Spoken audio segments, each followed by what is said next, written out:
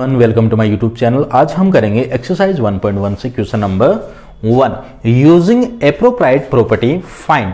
आपको प्रॉपर्टी का यूज करते हुए आपको जो भी आपको यहाँ पे एक्सप्रेशंस गिवन है उसकी वैल्यू आपको फाइंड आउट करनी है। सो गाइज, इससे पहले हम लोगों ने इस चैप्टर का इंट्रोडक्शन वीडियो किया था जिसके अंदर हमने चैप्टर के अंदर यूज होने वाली जो प्रॉपर्टी है उसके ऊपर 1 बाय 1 डिस्कस किया था। तो हमने कौन कौन सी प्रॉपर्टी पढ़ रखी है? हमने क्लोजर प्रॉपर्टी पढ़ी है, हम लोगों ने कॉम्यूटेटिव प्रॉपर्टी पढ़ी है और हम लोगों ने एसोसिएटिव प्रॉपर्टी भी हम लोगों ने पढ़ रखी है। तो इन तीनों ही प्रॉपर्टी के अंदर से जो भी प्रॉपर्टी आपके यहाँ पे इस क्वेश्चन में अप्लाई होगी उस प्रॉपर्टी को अप्लाई करते हुए हम इस क्वेश्चन की वैल्यू फाइंड आउट करेंगे। ओके, तो अपना क्वेश्चन है -2/3 मल्टीप्लाई 3/5 प्लस 5/2 माइनस 3/5 मल्टीप्लाई 1/6। तो क्वेश्चंस को देखने से हमें ये पता चल रहा है कि ये हमारे पास में एक टर्म्स है, ये हमारे पास में एक टर्म्स है, क्योंकि यहाँ पे प्लस और माइनस क्या होते हैं, ये टर्म्स को अलग अलग करती है और ये हमारी एक अलग टर्म्स है। ओके, तो फर्स्ट वाले टर्म्स और लास्ट वाले टर्म्स से हमें ये पता चल रहा है कि इसमें भी 3/5 है और इसमें भी 3/5 है। इसका मतलब क्या है, मैं 3/5 को कॉमन बाहर ले सकता हूं, मैं इसको कॉमन ले सकता हूं मैं। तो सबसे पहले मैं ऐसा करता हूं कि इसकी फर्स्ट वाले टर्म्स को और इसकी लास्ट वाले टर्म्स को मैं एक साथ लिख लेता हूं। तो मैंने फर्स्ट वाले टर्म्स को मैंने यहां लिखा है -2/3 मल्टीप्लाई 3/5। अब इसकी जो लास्ट टर्म है उसको मैं यहां लिख देता हूं -3/5 मल्टीप्लाई 1/6। नाउ इसकी जो सेकंड टर्म्स को मैं लास्ट में लिख देता हूं +5/2। मैंने यहां क्या किया है कि जैसे मेरे पास में दो रेशनल नंबर्स है a प्लस b, उनके सिर्फ मैंने ऑर्डर चेंज किए हैं।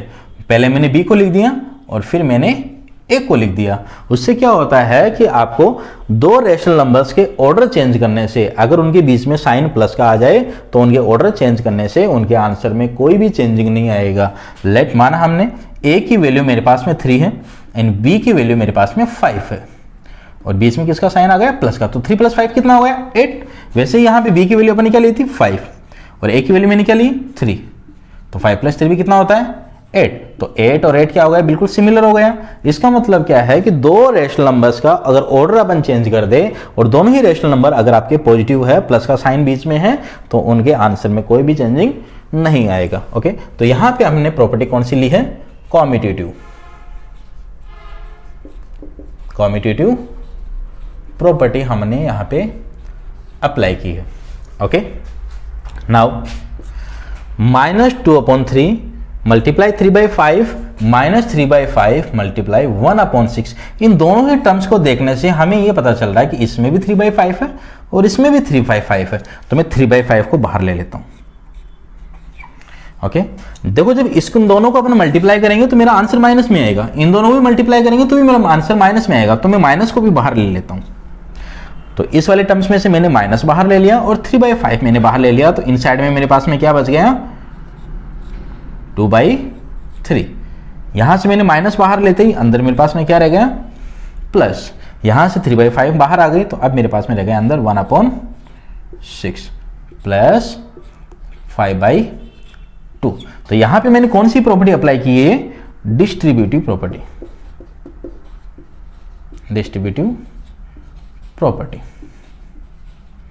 तो डिस्ट्रीब्यूटिव प्रॉपर्टी के अकॉर्डिंग क्या होता है, जैसे अपने पास में दो रेशनल नंबर है a c और बीच में मैंने पास में साइन ले लिया प्लस का और a और d है।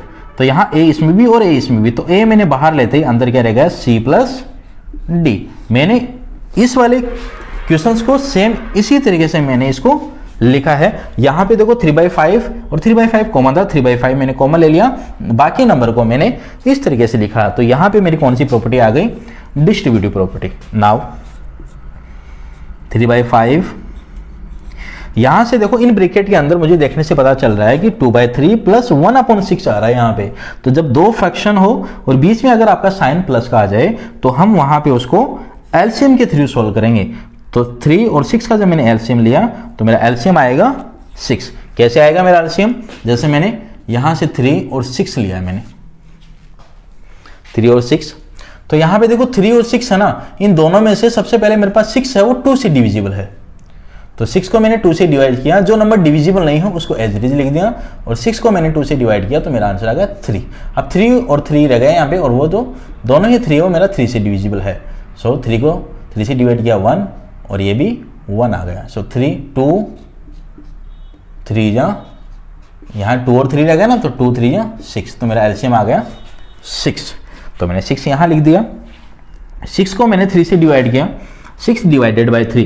देखो एक्चुअल में क्या होता है कि जो भी हम एलसीएम लेते हैं ना, उस एलसीएम को सबसे पहले फ्रैक्शन के डिनोमिनेटर से डिवाइड करेंगे और डिवाइड करने के बाद में जो वैल्यू अपनी आएगी उस वैल्यू को अपर नंबर से हम मल्टीप्लाई करेंगे। तो 6 को मैंने 3 से डिवाइड किया, 6 divided by 3 is equal to 2 and 2 multiply by 2 is equal to 4। ये प्लस ये प्लस, 6 को 6 से डिवाइड किया 1 और 1 को 1 से मल्टीप्लाई करेंगे तो 1 प्लस 5/2 मेरा एज इट इज रहेगा। ओके, नाउ 3/5, देखो यहां से 4 + 1 कितना हो गया 5 अपॉन 6। जैसे ही मैंने यहां पे ये जो ब्रैकेट का साइन है उसको ब्रैकेट को हटाया तो मेरा यहां पे क्या आ गया मल्टीप्लाई प्लस 5/2। यहां से हमें देखने को पता चल रहा है कि 3/5 मल्टीप्लाई 5/6, मतलब ये दोनों आपस में मल्टीप्लाई हो रहे हैं। तो या तो आप इसको यहां से मल्टीप्लाई कर दो, या फिर हमें यहां से देखने से पता चल रहा है कि 5 से कैंसिल हो गया एंड 6 है वो आपका 3 से कैंसिल हो गया 2 टाइम्स। सो 3 1 जा 3 एंड 3 2 जा 6। यहां से मेरे पास में रह गया -1 अपॉन यहां रह गया मेरे पास 2 प्लस 5/2। ओके, नाउ यहां देखना हमें 2 और 2 आ रहा है, दोनों फ्रैक्शन वैल्यू है, 1 -1/2 एंड 5/2 दोनों फ्रैक्शन के अंदर है और बीच में प्लस का साइन आ रहा है। तो फिर से हम इसको एलसीएम लेके सोल्व करेंगे। सो 2 और 2 का मैंने एलसीएम लिया तो मेरा एलसीएम आ गया 2। ओके, अब 2 को 2 से डिवाइड करेंगे 1 टाइम जाएगा और 1 को 1 से मल्टीप्लाई किया आपने। सो 1 किसका आएगा माइनस का, बीच में प्लस का साइन है तो ये प्लस। अब 2 को 2 से डिवाइड करेंगे 1 एंड 1 को 5 से मल्टीप्लाई किया तो 5। ओके, नाउ यहां देखो ये प्लस का 5 है और ये माइनस का 1 है, तो प्लस के 5 वाले डिजिट बड़ी है अपने पास में, -1 वाली 1 है वो छोटा नंबर अपने पास में। तो यहाँ प्लस माइनस और प्लस क्या हो जाएगा माइनस हो जाएगा। तो 5 में से 1 लेस किया, कम किया मैंने, तो 5 - 1 कितना हो गया 4 अपॉन 2। अब 4 को 2 से डिवाइड करेंगे तो कितना आएगा 2। तो ये मेरा हो गया इस क्वेश्चन का answer. So this is about of question number 1। अब हम नेक्स्ट क्वेश्चन को सोल्व करेंगे। ओके, क्वेश्चन नंबर 1 से सेकेंड पार्ट को सोल्व। सो सेकेंड पार्ट अपना 2/5 मल्टीप्लाई -3/7 -1/6 मल्टीप्लाई 3/2 प्लस 1/14 मल्टीप्लाई 2/5। तो आपने जैसे पहले वाला क्वेश्चन किया है सिमिलर उसी तरीके से इसको करना है। आपको प्रॉपर्टी का यूज करते हुए इसकी वैल्यू आपको फाइंड आउट करनी है। ओके, तो यहां से हमें क्वेश्चंस को देखने से पता चल रहा है कि ये वाला और ये वाले दोनों ही रेशनल नंबर्स हैं, ये आपके बीच में मल्टीप्लाई का साइन हो गया। तो इसका मतलब ये एक टर्म्स है अपने पास में, यहां पे भी दोनों रेशनल नंबर आपस में मल्टीप्लाई होके हो रहे हैं, तो ये भी अपने पास में एक टर्म्स है और ये भी हमने पास में एक टर्म्स बन जाएगी, ये भी इसका भी आंसर। ओके, सो यहां से देखो फर्स्ट वाले टर्म्स में और मेरे को लास्ट वाले टर्म्स देखने से मुझे पता चल रहा है कि इसके अंदर भी 2/5 है और इसके अंदर भी 2/5 है। तो मेरा क्या आ जाएगा 2/5। मैं इसको कहीं कॉमन ले सकता हूं इसको। तो सबसे पहले मैं ऐसा करता हूं, इसकी फर्स्ट वाले टर्म्स को और इसकी जो लास्ट वाले टर्म्स को मैं एक साथ लिख देता हूं। तो भाई 2/5 फर्स्ट वाले टर्म्स को मैं ऐसे लिखता हूं मल्टीप्लाई 3/7। अब इसके लास्ट वाले टर्म्स को मैं यहां लिख देता हूं प्लस 1/14 मल्टीप्लाई 2/5। इसकी सेकेंड टर्म्स को मैं यहां सबसे लास्ट में लिख देता हूं 1/6 एंड 3/2।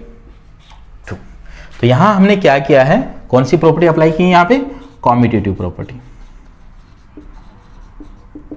कॉम्यूटेटिव प्रॉपर्टी, तो कॉम्यूटेटिव प्रॉपर्टी के अकॉर्डिंग मैंने आपको पहले भी बताया था कि दो रेशनल नंबर्स के ऑर्डर चेंज करने से उसके आंसर में कोई भी चेंजिंग नहीं होता है। तो हम वहां पे कॉम्यूटेटिव प्रॉपर्टी अप्लाई करते हैं। यहां तक करने के बाद में देखो यहां से मुझे पता चल रहा है कि यहां से 2/5 है, यहां पे भी 2/5 है, तो ये 2/5 को मैं बाहर ले सकता हूं मैं। तो यहां से मैंने 2/5 को बाहर ले लिया, तो अंदर मेरे पास में क्या रह गया, इधर माइनस के 3/7 रह गया। यहां से 2/5 को मैंने बाहर लिया तो यहां से प्लस का 1/14 मेरा यहां से इनसाइड रह गया और यहां से 1/6 मल्टीप्लाई 2/3। तो यहां पे अपने कौन सी प्रॉपर्टी अप्लाई की है? Distributive property. Distributive property.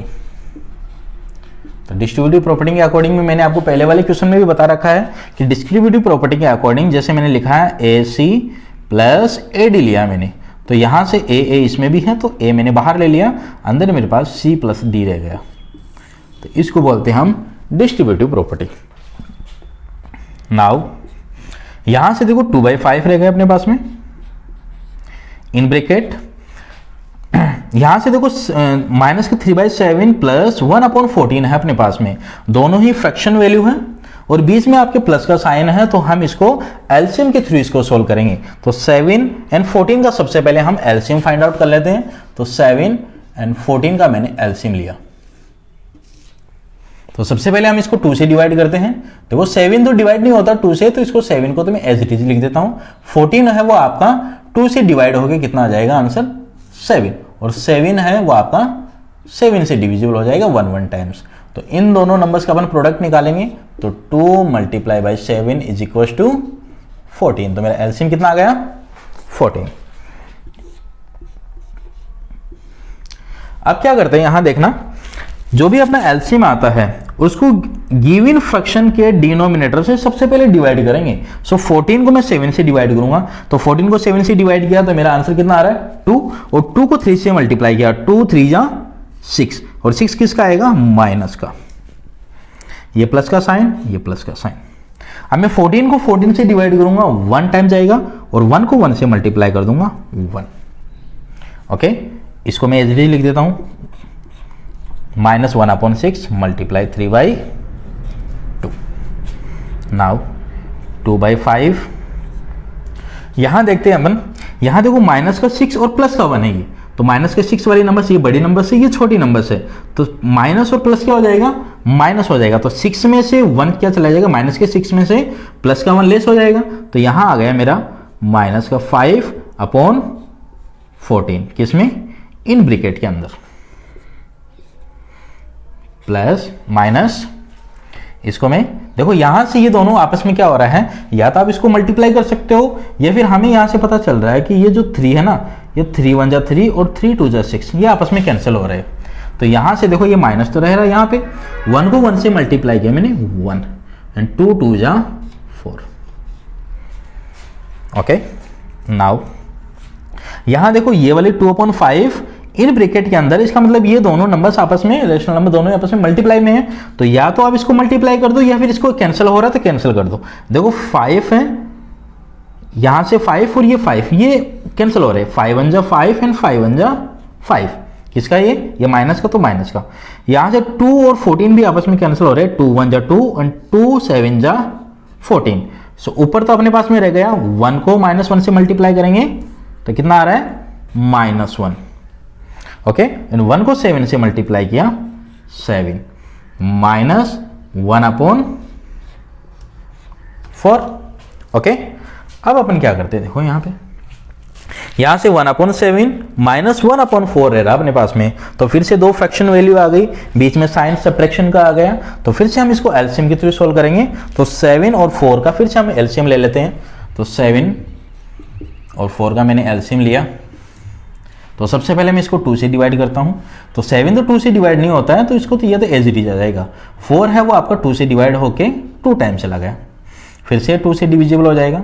7 तो एज इट इज आ जाएगा, 2 से डिवाइड हो गया 1 टाइम्स, और 7 क्या हो गया 7 से डिवाइड हो गया 1 टाइम्स, 7 से डिवाइड होगा 1 टाइम्स। तो यहाँ पे 7 2 जा 14, 14 2 जा 28, तो मेरा एलसीएम कितना आ गया 28। तो मैं 28 को मैं यहाँ लिख देता हूँ, यहाँ पे मेरे पास स्पेस नहीं है इसलिए मैं इसको इस साइड में कर रहा हूँ। ओके, 28। अब देखो 28 को मैं 7 से डिवाइड करूंगा, तो 28 को 7 से डिवाइड किया तो 4 7 जो 28 होता है, तो 4 टाइम्स हो गया, और 4 को 1 से मल्टीप्लाई करेंगे, 4 1 जा 4, ये माइनस का साइन है, ये माइनस का साइन, यहाँ 28 है वो 4 से डिविजिबल हो जाएगा 7 टाइम्स, तो यहाँ पे आ गया 7, और 7 को 1 से मल्टीप्लाई करेंगे तो 7। ओके, तो माइनस का 4 एंड माइनस का 7, देखो दोनों ही डिजिट आपके माइनस में है, तो माइनस का 4 और माइनस का 7 क्या हो जाएगा, ऐड हो जाएंगे, माइनस माइनस प्लस हो जाएंगे, डिजिट तो ऐड हो जाएगी जबकि साइन माइनस का रहेगा आपका। तो 4 + 7 कितना होगा, 11 अपॉन 28। तो माइनस का 11 अपॉन 28 क्या हो गया आपका, इस क्वेश्चन का आंसर हो गया। So this is about of second part. So यह गाइज हमारा ये सेकेंड पार्ट सोल्व हो गया है। इसके बाद में हम मिलते हैं नेक्स्ट वीडियो में नेक्स्ट क्वेश्चन के साथ। तब तक के लिए बाय बाय।